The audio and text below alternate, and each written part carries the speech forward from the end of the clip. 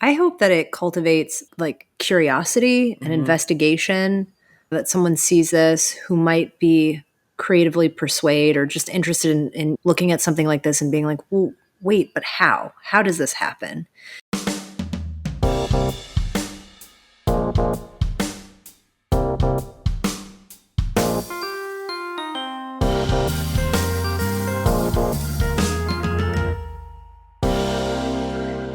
Hello, print friends, and welcome. I'm your host, Miranda Metcalf. This is a bilingual podcast, so if you subscribe to us, you'll be getting episodes in English with me, as well as in Spanish with Ronaldo Gil Zambrano.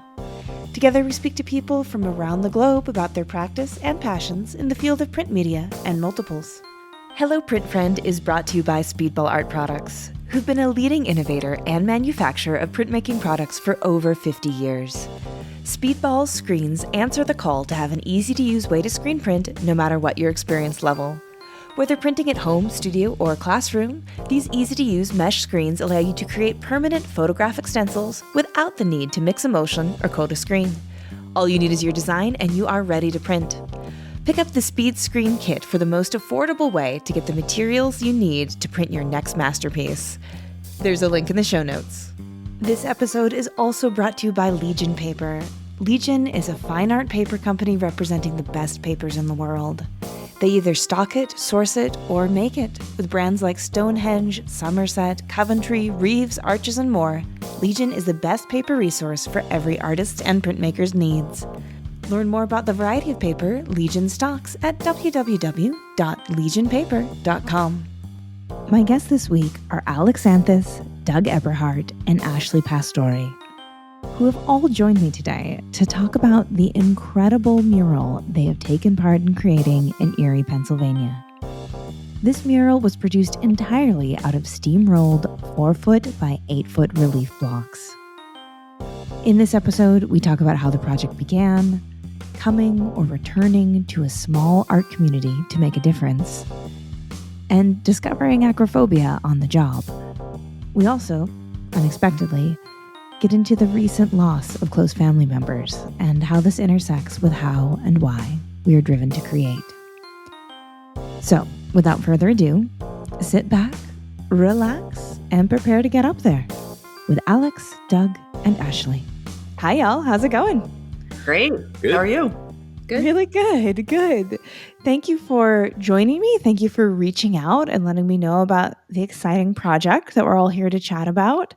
And I have a ton of questions. I'm really genuinely interested in how this came to be, how you pulled it all off. How do you find money for something like this? All of those big questions.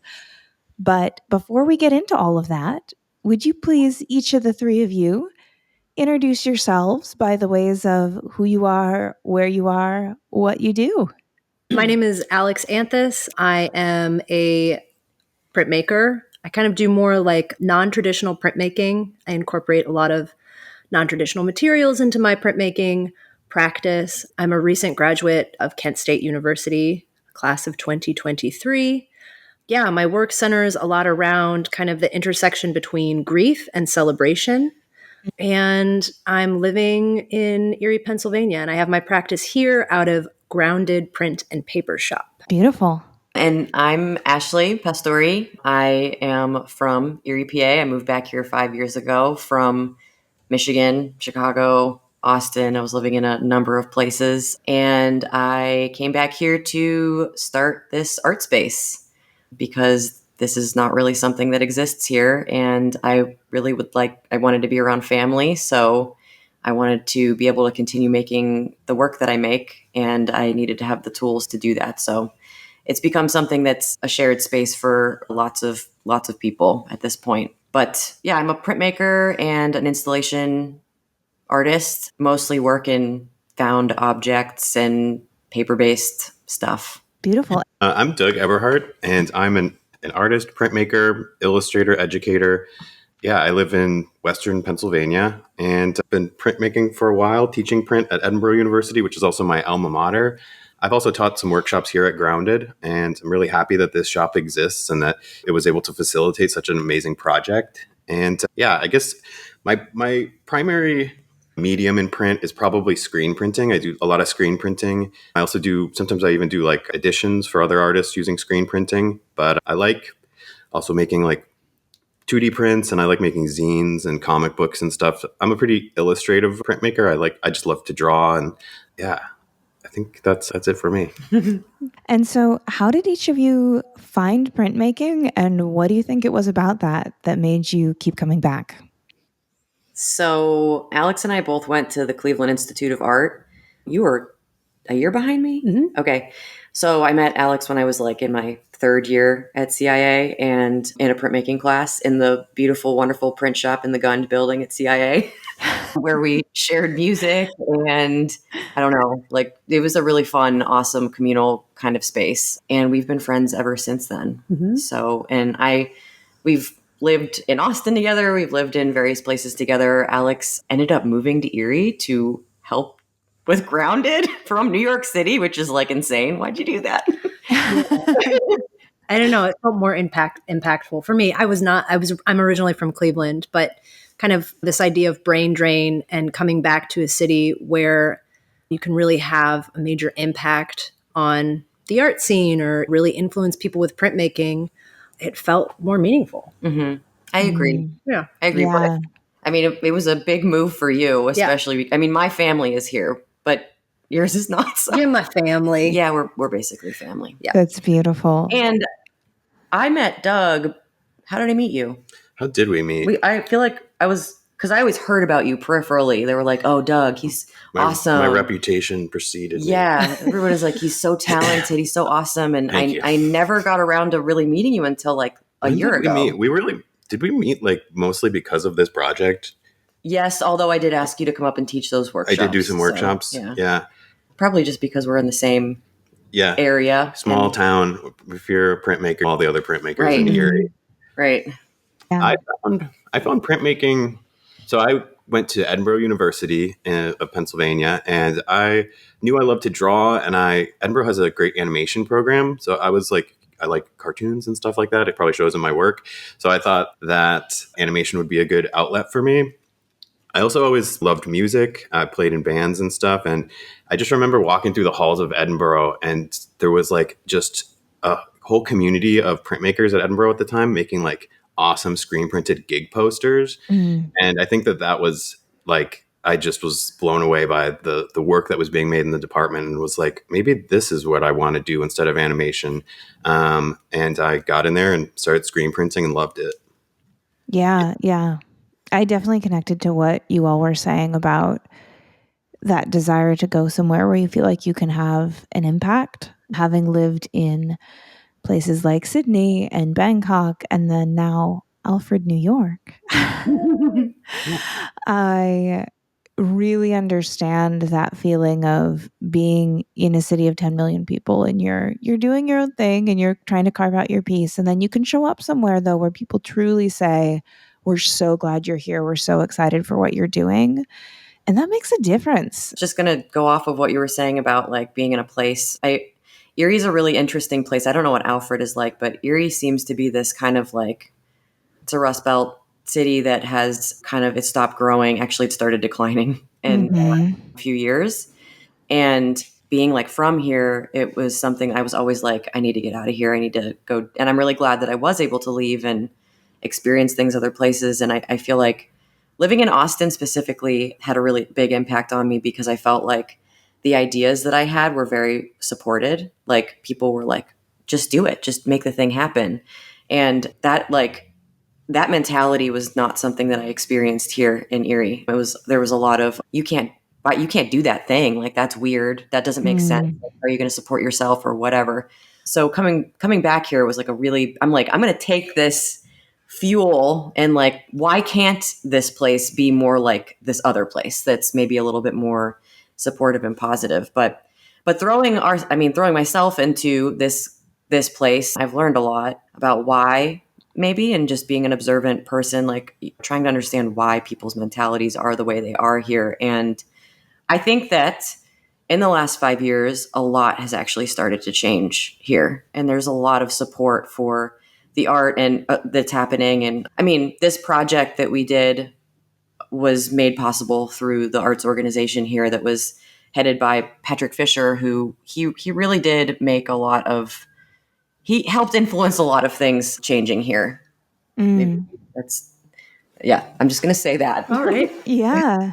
Yeah. Well, that actually, I was going to prompt you to kind of set the scene of Erie, the context in which the project takes place.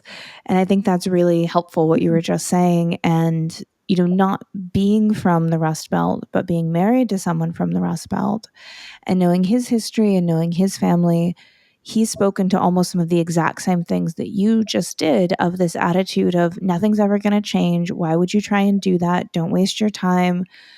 You can't make a living that way. I mean, even when we were getting married, there were some people who were like, why would you want to do that? Like, just like, Yeah. and I think that, you know, that is really symptomatic of much, much larger societal pressures and changing of the American landscape in a way that probably is the seeds of a lot of turmoil that we're going through right now as a people of the United States of America. And so it's so beautiful to hear this narrative of someone coming back to the Rust Belt city and building what they want to see, and then maybe moving that needle a bit of why would you do that? What makes you think you can do that? And then just coming and doing it, which is like, that's the greatest proof, right? So this has also been the hardest thing I've ever done in my life, for sure. Hands down. Mental anguish on a daily basis. But, you know, we're working through it. And I don't know, I feel like I'm getting to a point right now where it's starting to feel more good than bad, because there's like, I've had help. There's been like, I have this thing that's established now. I'm not just like, for like the first year and a half, Grounded was like really bare and like dirty. And like, I'm like, I don't have the things. I'm trying to do this thing, but I don't have the funds to like buy the equipment that we need to do these classes. And I don't even know how to do this. I don't know. There was like a lot of, but I'm feeling a little bit more established and like sure of myself now. So I'm glad to be here. I don't think I would ever go back and redo it. So painful. That's so funny. I feel that way as much as I love the podcast. If I knew how much work this was going to be every week, when I said I should start a weekly podcast. That's the thing. It's like you get an idea and you're like, oh, I'm going to do this thing. And then like the daily, every single day you have to show up and do this thing. Like it changes it. It's like, it's fun and nice in your brain. But then whenever you pull it out of your brain, sometimes it's like, wow, this is actually really hard. Yeah. Yes. I think the mural was the hardest thing I've ever done in my life. Really? You've done the hardest thing I've done also, plus you've done the job. So the mural was like, it was a lot of work. But it was fun. It was fun. And it was, I mean, I was thinking about earlier today, just like the amount of ink that we mixed. It was, I should like grab one of the cans. Just a shout out to Patrick Miko at Florida State College at Jacksonville, or FSCJ. And then Brittany Gorlick, my cohort from Kent State University. Patrick was her mentor when she went there. And not only did he come through because he's done tons of steamrolling events in Florida that Brittany has done with him, but he gave us all of this offset ink, like cans upon, I mean, it was, and he was like, yeah, just keep it, you know. They're 5-pound cans. So you can imagine that's a lot of money and resources. And he had purchased a pallet of this ink at like I'm assuming some kind of like big sale of like a shop or whatever. And he bought it for like really inexpensive. So I think he said he like brings cans to every event that he does. And it's super generous and awesome. Super of him, generous, because we would have ran out of ink. We ordered ink and it was paid for by Erie Arts and Culture, which was like essential. We needed to have that happen, but it wasn't enough. And so it was great to, I don't know. And I had never seen people block printing with a steamroller using color. You know, usually events are centered around using black ink, but we were mixing all kinds of different blues and oranges. And so that felt really refreshing, and having Patrick guide us through mixing that amount of ink properly was really helpful. Totally. yeah, there's just all these things about this process that we didn't, which is one of the reasons why I reached out to you. It's like, okay, mural art. I'm thinking about Swoon and her use of wheat pasting with her prints, but polytab is this material mural artists are using, but the research that we had done, we didn't see anybody printing and like creating prints out of those. And it really kind of pushed our understanding of and our flexibility and our comfort zone with, well, how do you mix this much ink? And who do you ask? Because like nobody on the internet could really tell us. So learning all of that and wanting to urge other printmakers to definitely do this, like taking print and making it monumental because Yeah. important. It's important. Like painting doesn't have to be the only thing, and sculpture doesn't have to be the only thing that's monumental and process based. And yeah, Yeah. Doug, did you have something you wanted to I add? was going to say is I feel like we didn't even know if it was going to work when we started. Yeah, we didn't. We weren't sure if we could even print onto this polytab material. We also had a lot of people being like, "Oh, I don't know if you can do that. Yeah, I don't know for sure. if you should do that." Like, and I really did feel like we had to all put our heads together to be like, will this work? Like, how are we going to do it? Yeah. It absolutely felt like something I could never do by myself. It would just be too overwhelming and just not enough knowledge. And I guess that's like printmaking in general. There's so much like putting your heads together. Why isn't this working? How can we make this work? I mean, which is why we're such a like community as as art makers. yeah. I think that's like part of why we love being printmakers. Yeah. That aspect. Totally. Yeah. And so tell me about the very beginning. At what point did someone say, we need a giant mural that's prints? And actually, I'd say that this initial idea started like a few years ago when Alex, you had just started at grad school, I think. And we were talking about like, I think you were feeling really inspired by Brittany and you were like, we should do a steamroller event at Grounded. So I ended up applying for a grant and we didn't get it, which everybody was like, you didn't get it? That was like such an awesome idea. And we didn't get it. So Patrick, the director of Erie Arts and Culture, he knew that this happened. Patrick Fisher and Patrick Miko. Yeah, two different people. Yeah. He knew that we didn't get the grant the first time, but he had started this whole gigantic mural project here in Erie. And the goal is it's not completed yet, I don't think, but to put up 50 murals around the walking routes. Like United Way developed, or I don't know if they didn't develop them. They saw where kids were walking to school and traced those paths and then decided that all of these murals would be along those routes. And Patrick reached out to me and asked if I wanted to do a steamroller event to print a mural for this festival. And I said yes. And then was like, I'm not going to do this by myself though. Yeah. So I was like technically the lead artist, but I don't feel like I was the lead art. I mean, I did some like back stuff that whatever, but I couldn't have done it without Alex and Doug and Patrick and Brittany. Yeah. Yeah. So that's how we got here. It was like part of this bigger festival.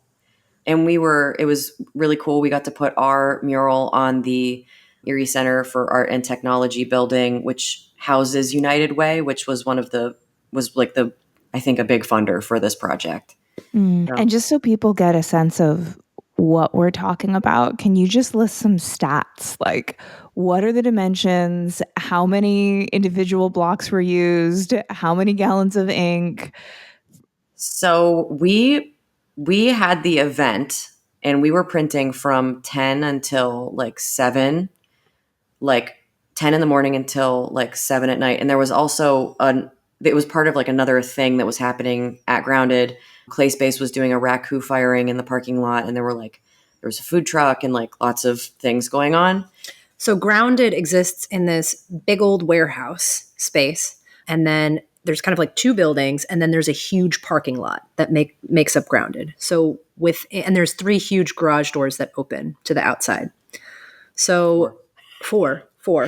And so within that parking space was the steamrolling event, and then was this other organization called Clay Space who was doing the raku firing. Then we had a food vendor, and we had a local beer vendor, and then it was open to the public. So technically it was a free event too. We also asked local printmaker people if they wanted to do large blocks. that we could print them at this event. So leading up to the event, we had like open studios where people would actually all the employees that work at ECAT in the art education department, they all carved like I don't know if it was two 4-foot by 8-foot MDF pieces. They split it up between them all, and they did like a huge exquisite corpse. So, and we were moving the blocks around between things. So yeah, it wasn't just like us printing that day. Yeah. It was very, very hectic day of printing. Fun, intense. Like I was just like adrenaline all day. Yep. Yeah. And then even after like a whole day of printing, what did we start at like 9 and we finished at 7 p.m. I think The following day, we came back and did it again the next day because we just needed more and more prints to be made to make this mural as massive as we made it. I don't know how many. Do you know how many? Like I think there were like 65. The blocks were 4 foot by 8 foot, a little bit bigger than 4 foot by 8 foot. Is that right? Yeah, like an inch bigger than that. An inch bigger than 4 foot by 8 foot. It's like it's a full sheet of MDF. Full sheet of MDF. We each carved. I carved one. Doug carved one. Ashley carved 3 that were all just kind of the same repetitive mark. 2. Just 2, yeah. And then there was Patrick Miko who carved Jack in the a Pulpit. Jack in the Pulpit, and Brittany carved Lily of the Valley. Lily of the Valley. And so that was the size we were working with, and we were just trying to print as many as possible. And the theme was native plants. We were just taking plants that were native to this area and carving those. And then my block was like a pattern essentially that was kind of like this control. Yeah. So yeah, they're all plants native to the Presque Isle area, which is a really beautiful little area in Erie, PA. it's like a microclimate, kind of, I think. I think it would be considered a microclimate. And then what's the finished mural dimensions? How big did it end up being? It was originally supposed to go up to the top of the building, which was like 40 feet into the air. And we had another helper on that day, Sheldon, who got in the lift with me. And I was like, "Are you afraid of heights?" And he was like, "No, bring me up." And we got into this thing. And I was like, "We're going all the way up." And I took us all the way up to the top. And both of us were like white knuckle, like, "We're going back down. We're going back down." And I got to the ground and I was like, "We're not doing we're changing this right now. Like I cannot keep going up to the top of this building in this lift." So we lowered it a little bit. So it's probably the tip of it is at it's probably 30 feet in the air. Maybe a little bit more than 30 feet. And it comes down at a diagonal. So it's like a big, would that be an isosceles triangle? Yeah. Isosceles triangle. It was like a wedge. Yeah. And the idea was to have like another triangle coming down from the roof. And it was kind of this, I don't know, it like would have formed almost like a rectangle. But we changed that because I couldn't do it. I was terrified going up into this lift, and I powered through it, but same. scary. But it was, I just had to like not think about it. Yeah. And yeah, that was rough. And because then, I mean, I was pretty much the one going up there all the time. And I'm just like, all right, I got to gear myself up for this. But we got it up in 3 days, which was amazing. So with the polytab, so we printed on the polytab and then we had it all hanging upstairs here at Grounded drying. Then we took it all down and we took it to ECAT and we used the community room because it's a big room, and we laid it all out on the floor and tried to kind of like piece together where things were going to go. We didn't have like a plan from the beginning. It was kind of just like, we're going to see how this looks and then piece it together. So we did that like a number of times, which was actually insanely time consuming. And then we cut the polytab into sections of like 2x2, 4x4, 6x6. I think that was it. And then rearranged those blocks. And we were trying to like keep it in some kind of order. I feel like we all like shared a really similar kind of like vision of what this was going to be as far as like colors, and like I just feel like when we were organizing them together, we all like we were always like agreeing about like how we felt that the blocks were laid out and balanced like visually and stuff. Yeah, I think so too. Yeah, and then we had to transfer them to the wall, and Initially, we were thinking we'll just put the glue onto the wall and then we'll stick it to the wall. And we very quickly realized, no, that's not going to work. Didn't work. Which we're like, that felt like, oh God, like how are we going to do this? So then we had to bring out like sheets of cardboard and we rolled the back of the poly tab and the wall and stuck it to the wall. And then it worked. We used glue called Nova Gel to stick that onto the wall. I'm trying to remember how many 5-gallon buckets of Nova So Gel. many. We might have used, I feel like it might have been like 6 or 7 5-gallon buckets of Nova Gel to glue this thing to the wall. How much money does it cost to buy 6.5? A lot. A lot. Yeah. Thousands. I mean, I don't know if it was, I don't remember. That was like an Erie Arts and Culture handled thing. Yeah. And so can you describe this polytab surface that you're working on? Does it feel like vinyl? Is it paper-like? So people can kind of get a picture of like, what are you actually printing on? Yeah, it's for anybody who are paper makers out there. It's pretty much the same thing that Pellon is, or what's also known as like the interfacing for like collars and shirts, dress shirts and stuff like that. So it's got this kind of it's like a textile. It's lightweight and somewhat transparent, but still opaque, like it's white. It feels like something in between fabric and paper. Yeah. Mm-hmm. And we were talking like, is it something that, because I have a paper making, it's not just a print shop here. I have like a bunch of paper making equipment. So somebody said like, could you shred this and then beat it in the beater and turn it into new paper? And I need to look up what it's actually made of, because if it's synthetic or plastic or anything like that, then no, I don't think. But if it was like, I don't know, some kind of high cellulose natural fiber, I don't know that's, I feel like it's probably a blend of something synthetic and maybe something like cotton. Yeah, definitely. So in terms of the projected longevity of something like this, did you need to seal the polytab after you printed on it? Is it designed to kind of weather and have a little bit of a life? What's the long-term hope for the mural? The goal is to have it last as long as possible, but also I think we all understand that murals are not always forever. Mm-hmm. I'm a little nervous about the fading possibility of the color because I actually had put something up that was oil-based ink outside in Erie like a couple years ago, and the sun really faded it.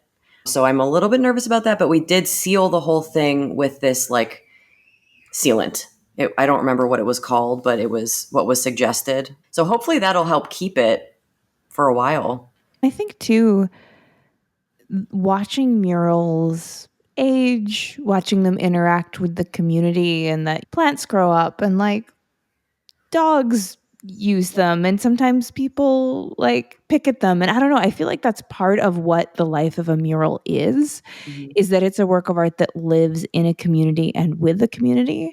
And while some sort of conservation is always at the heart, it's also kind of really neat to see it. Like I know Swoon came up earlier, and like even her projects, I mean, they're just wheat paste and paper. Like they're very ephemeral. And I think that's part of what makes murals sort of a wonderful way we interact with art, is that they do have this arc to their life in the way that something like, I don't know, some veneer that's like perfectly climate controlled and surrounded by armed guards is just not going to have that same, or maybe it's just on a lot slower of an arc to destruction.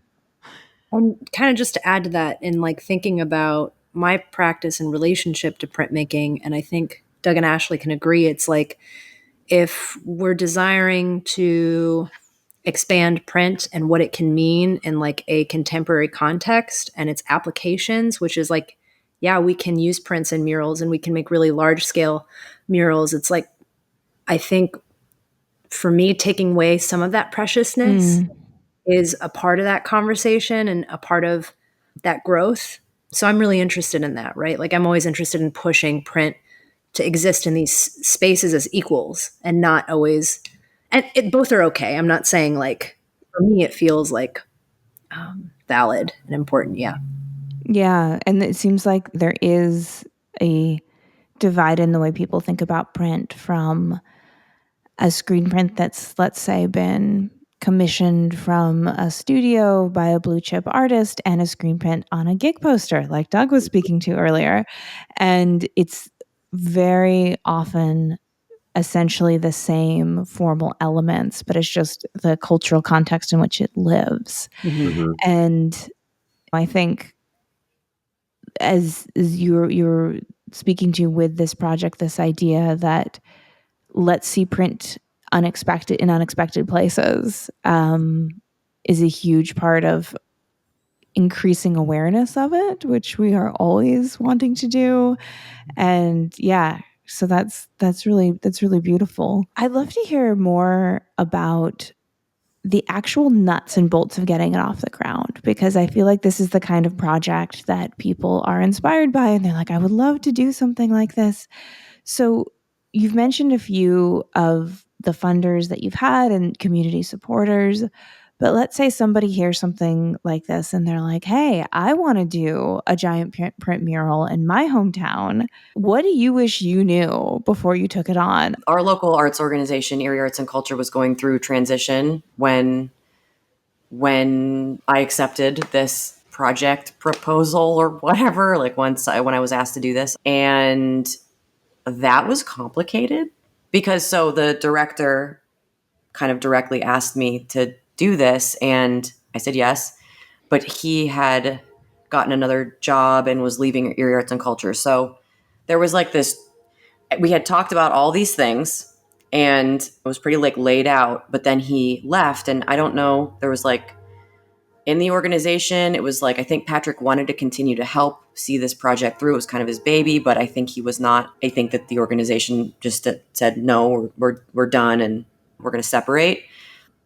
And there was a lot of stuff that wasn't communicated. So I kind of had to communicate everything again to like a group of people that were all very overworked and very like trying to pick up the pieces for this gigantic project that 50 murals are going up around Erie, Pennsylvania. So like navigating, bringing in artists and all kinds of things. And I don't think that there was entirely clear roles with everybody there. So that was difficult to deal with. There was some fear, I think, that came up around like, they're like, oh, you're doing an event? Like they completely missed that there was going to be a steamroller event. So I had to like tell them that. And I was like, we need to rent a steamroller and we have to. And there was like this fear that they weren't going to do that. And I ended up having to purchase all of the supplies and then they reimbursed me for that. But I mean, I feel like I'm pretty lucky that I was able to actually purchase the supplies because it was a lot of stuff and then have them reimburse me. So it was a weird thing, but like ultimately it all worked out. There was also initially, like I didn't love the spot that we were going to put the mural. I think all of us had maybe some feelings about it because it was kind of, there's a lot of windows and it was proposed that we put it on the lower part of the building. And I think we were all like, I don't want to just like contain this mural within this small size. Like if we're going to do this, I want it to actually look great and whatever. So I pushed a little harder than I like really did push. I was like, we're going to go really hard. We're going to make this really big. And I'm bringing two people in, like where I and basically their lead artist too. And so there was like a lot of discussion around how you market that because I don't even know. I feel like this is all, it was kind of ridiculous. I think like to surmise, if you say you're an artist, a printmaker, and you want to do a project like this and it's super expensive, right? The materials are, the budget's like going to be giant. I think reaching out to art organizations that are like nonprofits that have grant funding, like is the way to go. And because surprisingly, there is like money out there for stuff like this. And it's not, I don't think it's hard to get as you might think, like, especially if it's for something cool. Especially if you live in a small town and there's less people. I have felt very supported by Erie Arts and Culture in Erie. And I feel like maybe you guys do too. I feel like we've all gotten really awesome opportunities. And they're the arts organization that kind of covers like all of Northwest PA, right? Yeah. And that, yeah. So, yeah. and All the editioning I have done was through Erie Arts and Culture, and like that's just been like a cool thing to connect like a nonprofit with printmaking. And yeah, sorry, I didn't mean to interrupt you. no, you're fine. Yeah, I think that all of us, I think that we have kind of really helped to grow printmaking in this area because we're all also teaching artists through Erie Arts and Culture. So that means that we're like community organizations, they can reach out to Erie Arts and Culture and be like, we want to have a residency with Doug, who's a printmaker, and Erie Arts and Culture will find the funding and they'll work it out. And then Doug can go and do maybe a 10-day residency with a group of kids at an elementary school or whatever. And yeah, so all three of us are now doing that. And they're really cool experiences. It is. And it's really cool that there's nonprofits that are helping make our art practices sustainable, which is just already so difficult. So yeah. I would also add that reaching out to you and hearing back from you was everything. Also, it felt like there was an absence of this when I needed it. I wanted to do this thing with printmaking. We wanted to do this thing with printmaking. We wanted to push it. And it just felt like, well, who do we talk to? So specifically within the print community, if this is something you're interested in doing, like creating a mural out of prints, having access to other people in this community who are like, hey, here's the resources, here's the help. We can just talk about it and kind of bounce ideas off of each other. Yeah, just getting the word out there, I guess, in the community that we're advocating for this. Can I ask you a question, Miranda? Sure. Do you know of any other print-made murals? Because we like tried to search around and we couldn't really find anything. Yeah, like nothing. Not to this scale.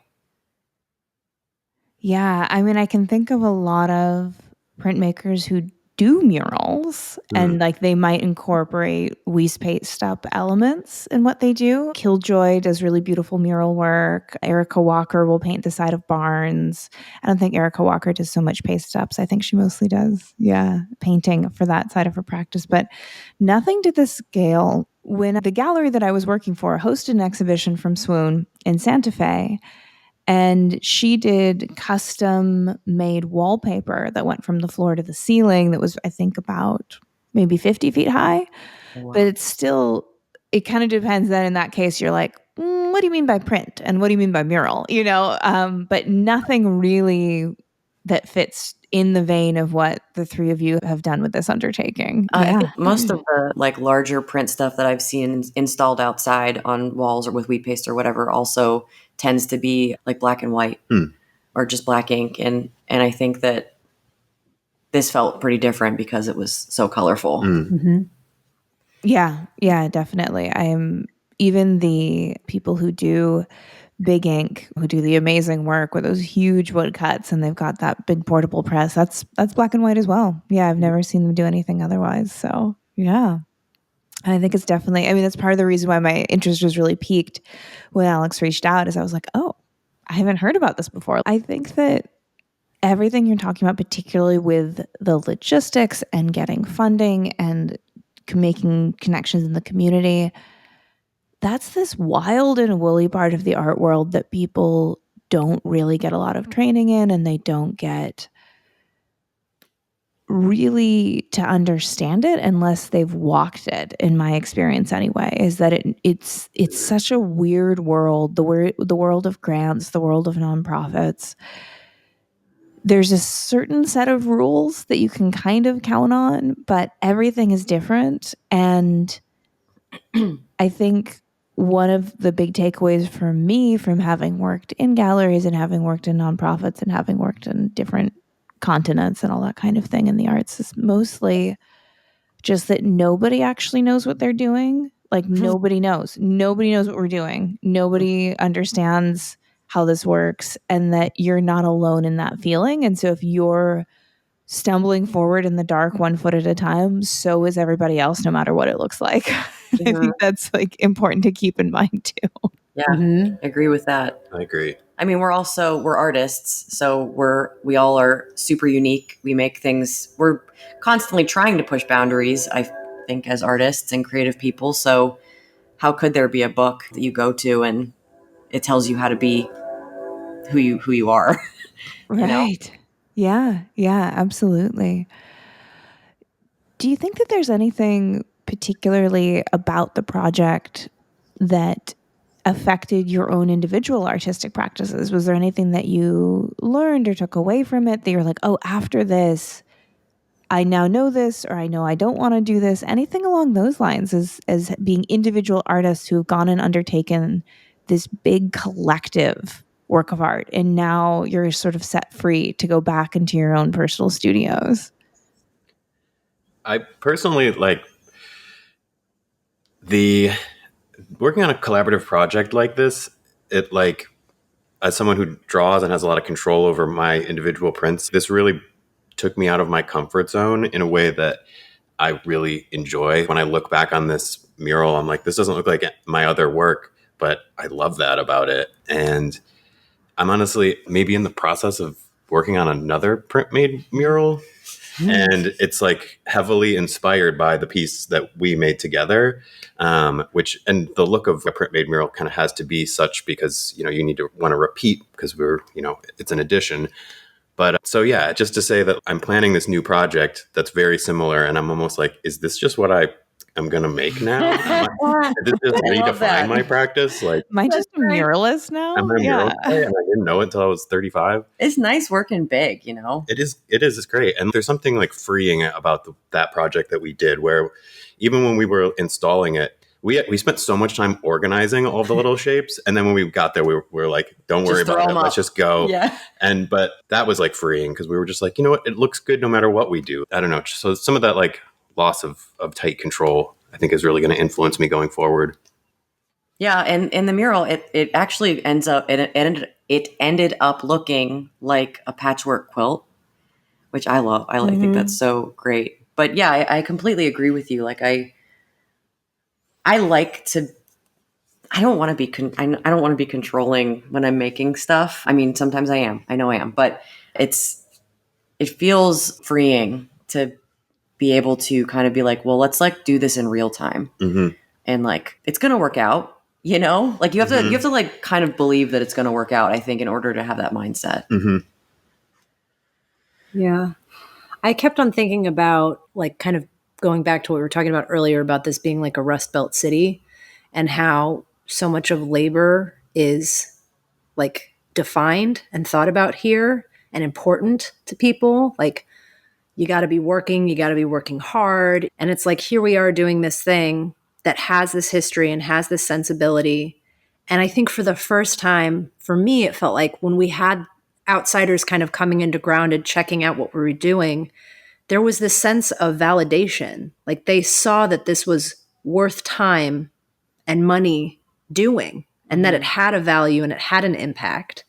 And so I think a lot about that in terms of, making at a print shop, having a relationship to a print shop, which is not a privilege everybody's afforded, and how that can then influence people who are entering in that space, not really knowing the language. It's an incredible feeling, and it just kind of reaffirms my relationship to this craft in particular. Like it is so community based, and it does require this kind of almost esoteric knowledge sometimes where you have to reach out to some printmaker from here who knows a friend who went to school with this other printmaker, and you're just like, hey, I know you don't know me, but I kind of know you.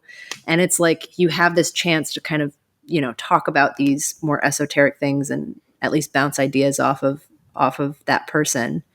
And I love that. I love that it's a constant reimagining and rebuilding of this craft and how outsiders and people on the inside engage with it.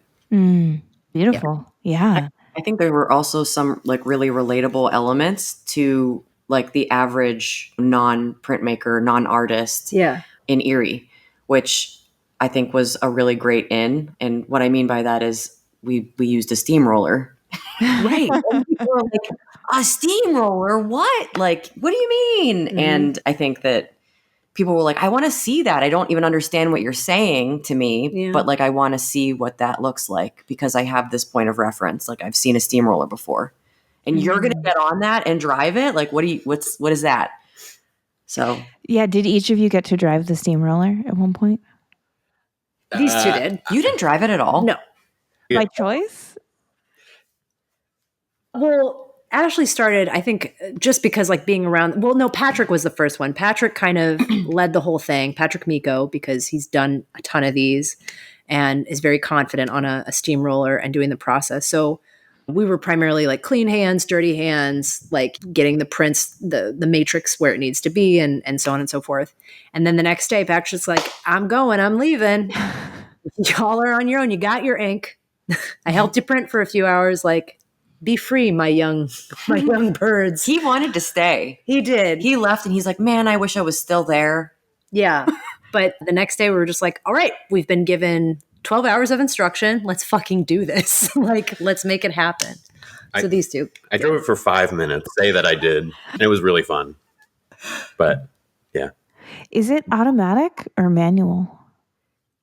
It's automatic. Okay. It's automatic. So it's not that difficult it's just like I don't remember. You put the key in, you turn it on. And it has like it's like an automatic shifter thingy. And that sends you forward or back. Mm-hmm. The weird part is that there's like it's like hinged in the middle. So like the front cylinder and the back cylinder can like, almost like the way that I would picture like an ant's abdomen. Like it can move. Oh, wow. I did not know that about steamrollers, but I guess it makes sense if they've got to make a tighter curve. Yeah. They're all different.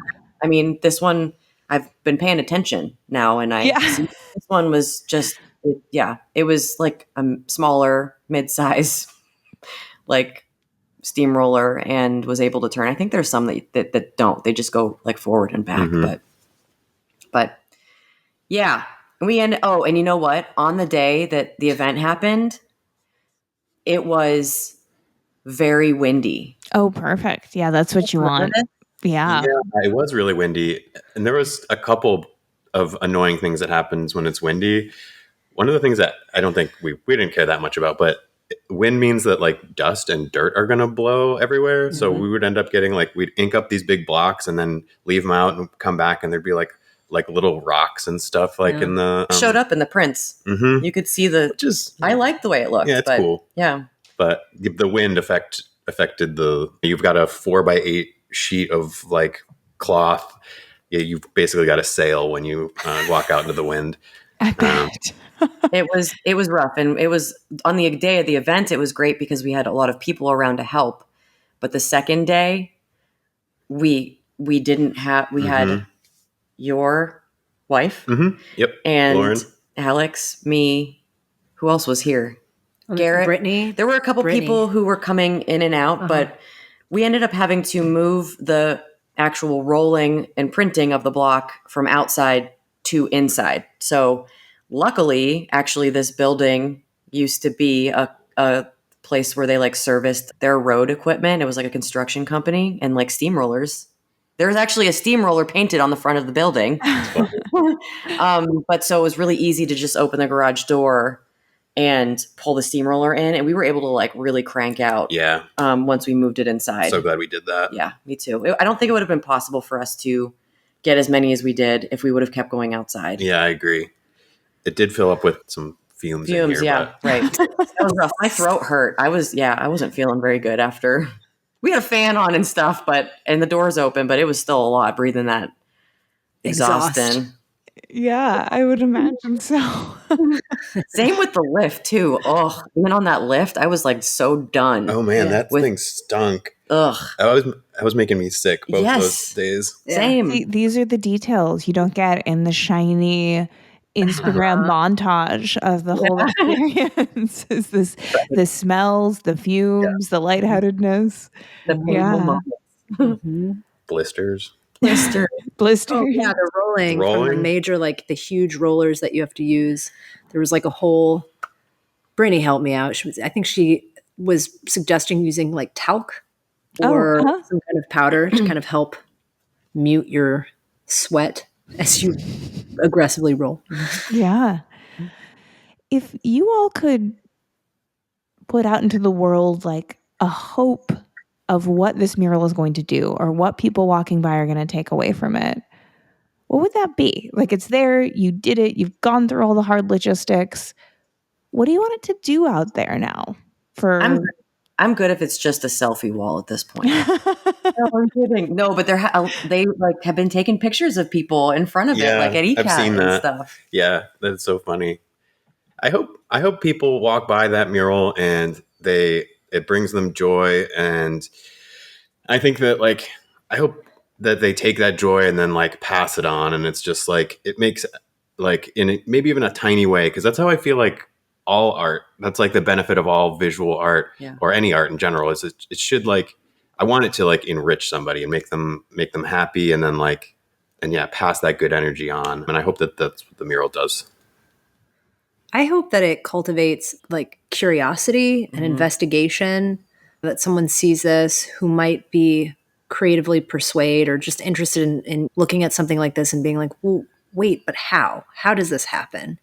And wanting to really spend time with it, whether that produces just elation or just like curiosity, then I'm good with that. I'm also resolved in the fact that like this is something the three of us and whoever else was involved can really only understand and appreciate the labor. And it's like that was meaningful too. Both. Yeah. I agree with what both of you said. And I guess that on like a selfish, personal kind of space, I kind of feel like this mural, like I proved myself to family.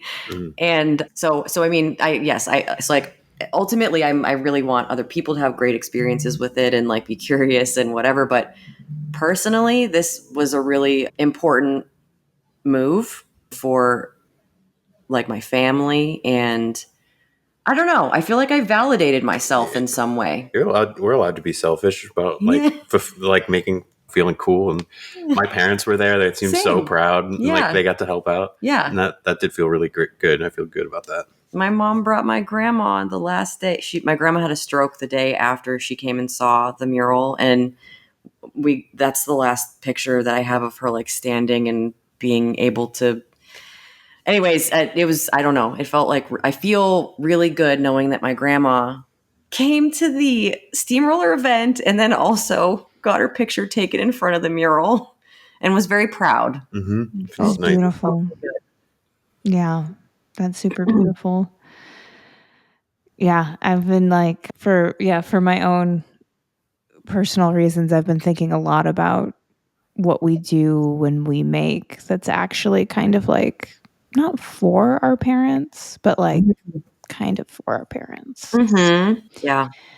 Sorry, I'm getting really emotional. Oh, yeah.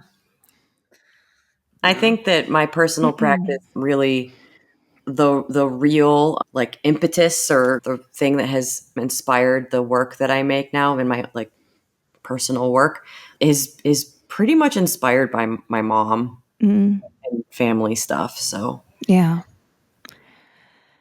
I think I'll see if I can say this without crying, but this is okay. We can edit this out. But it's mostly just sort of sharing this with you on a personal level. My father passed away last month. okay. And this is the first recording I've done. Oh. And I know, I'm sorry. It's okay. Same I'm realizing how a big part of the podcast was filtered through what I thought he would be interested in.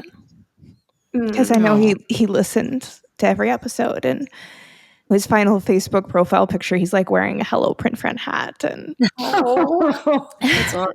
And so it's just really meaningful that kind of ended up coming up, and hearing your experiences and what it is like to share the creative undertakings we have with our family, and how so much of what we do can sort of be for them, and not necessarily in a like, you didn't believe in me, like I have to prove myself, but in a just like, you formed so much of what I think about the world and how I process it. And like, this is coming out, like it's wed to what I do.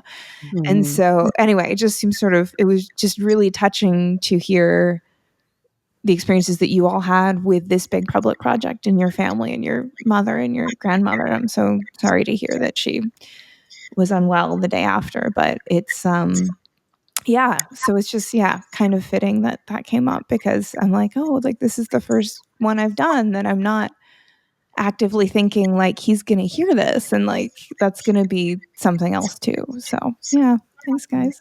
Sorry.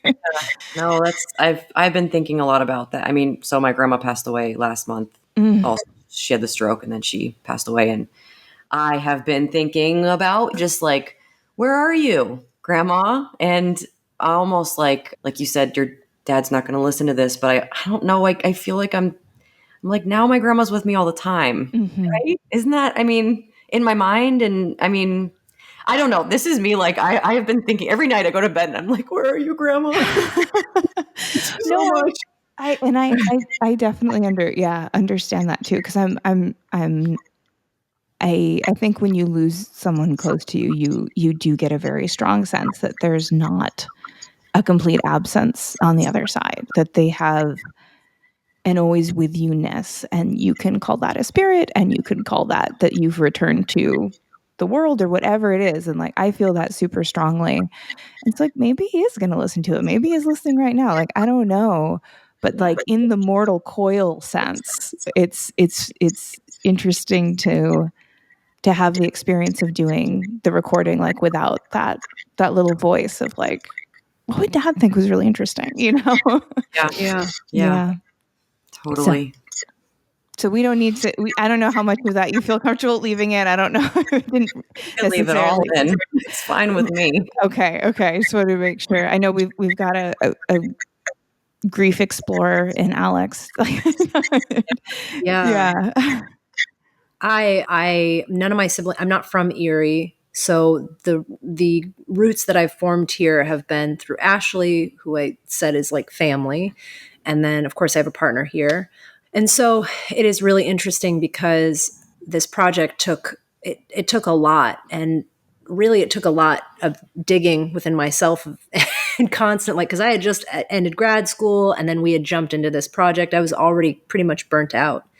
But knowing that there was support and that everybody really felt like this was special, or there was some kind of impetus to really do it and show up, because it was so different from maybe the normal culture here around art or murals or the expectation around what labor is. It felt like, I mean, I had Ashley here. Seeing her grandmother was awesome, and I was really happy that she could be here for that. And I'm one of 6 kids. I sent pictures to my siblings. They were all very proud. So it just felt like this was meaningful on so many levels. Yeah. And I get that. Totally get that. Art is powerful. It is. It really is powerful. When, like, the reasons we do it and the way it affects other people. So, yeah. I guess we're at an hour of recording time. This interview went in unexpected places, but can you please tell people where they can find and see images of the mural, where they can find your individual practices, where they can find your print shop? Ashley, tell us all the things. So Grounded has an Instagram. It's called Grounded Print Shop. So follow us there. And we have a website, groundedprintshop.com. My personal Instagram is Ashley Pastore. But I have a website, ashleypastore.com, that's got my personal work, which I have not uploaded anything about this mural yet to. Is there any thing in the has there been any coverage about the mural that you guys No, not that I know of. Which is really dumb. Yeah. It's a shame, but yeah. Oh, well, but Miranda, thank you for just being open to this. You know, we thought about you and reaching out to you, and I didn't know if this was going to go anywhere, but the fact that you responded and you were so open, like, I'm really grateful that you were willing to give us your platform to talk about this, and we all really respect what you do. So I think I can speak for all of us in saying thank you for giving us your time. Oh my gosh, thank you for reaching out. It's been just a delight, and I think you're only about 2 hours away, so there's no excuse. Oh, we should meet. We should come. We should go to Alfred. Yeah. Oh my gosh, come to Alfred. We'd love to get out. Or you should come here. Erie. Yeah. Alfred is a town of 700 people, not counting people in the school. So we like getting out. We like getting off the Isn't it island. beautiful? Isn't it beautiful there though? Yeah, it is really gorgeous. So, but yeah. You should come to Erie. Well, anytime, but the peninsula is like the most beautiful place. It's like I love the peninsula. I've been lots of beautiful places, but I really love the peninsula. There's like 13 beaches, and it's basically creates a bay that Erie is built on. So I feel like, I don't know. Yeah. I love showing people the peninsula. Yeah. Will you guys share your handles and stuff too? Because I'm just like, Go ahead. My Instagram is voidboy.art, which is also my website. My Instagram handle is named after that because that was the available web address, and I just made them both the same. But on my website, I've got a link to a video that's like 4.5 minutes long. That is the entire process of the mural, from the carving to the printing to the installation. So if anybody wants to watch this video and just see everything we've talked about, you can go there, and I'll make it like public to YouTube too, if you guys are okay with that. I think we should do another like post on Grounded just to remind everyone that this was an awesome thing that we did. Yeah. You think like just be like, hey, we did this. Remember? Mm-hmm. So my website is currently under construction, but I do have an Instagram handle. It's judy.ghost. And I do program managing here at Grounded. I have a practice here, so we love Grounded. What else? I have a show right now in Tulsa, Oklahoma. Some of my work is featured in Printer Jam. It's called Printer Jam. So if you're in Tulsa and you're listening to this, go check it out for me. But yeah. Great. Beautiful. Do you know the dates or approximate dates off the top of your head? It's at Flash Flood Print Studios, and I want to say it's sometime this month. Okay. But if you go to the Flash Flood website. Perfect. That'll direct people. That's really good to know. Well, thank you all very much for reaching out and for doing this project. And I'm just really thrilled. I hope I can come to Erie soon and see it, because it's really just down the road. So welcome anytime. Thank you. Rust Belt Artists Unite. Yeah. And thank you so much for talking with us. This was awesome. Yeah. Thank you. Hi, print friends. As you heard in this episode, I am processing a profound loss and change in my life right now. So I'm going to do something I've never done in the 6 years of this podcast. I'm going to take a little break. For the next couple of months, we'll be rerunning some wonderful past episodes from our over 300 episode archive. But then we'll be back in January with all new conversations with the people who make our corner of the art world so special. I hope you all are taking very good care of yourselves and each other. And thank you so much for all of your support. I'll see you next year.